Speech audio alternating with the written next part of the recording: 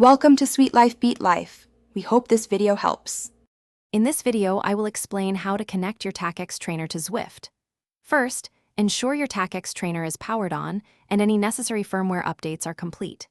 Next, download and install the Zwift application on your preferred device, whether it's a computer, tablet, or smartphone. Position your device within 3 meters of your trainer to establish a strong and reliable Bluetooth or ANT+ signal for seamless data transmission. Once Zwift is open, navigate to the pairing screen, usually found after logging in.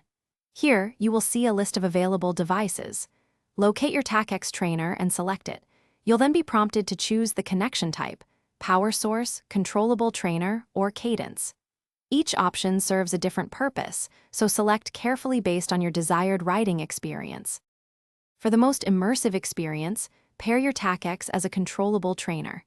This allows Zwift to automatically adjust resistance based on the virtual terrain, simulating climbs and descents. Also, connect your Tacx as a power source to accurately transmit your wattage data.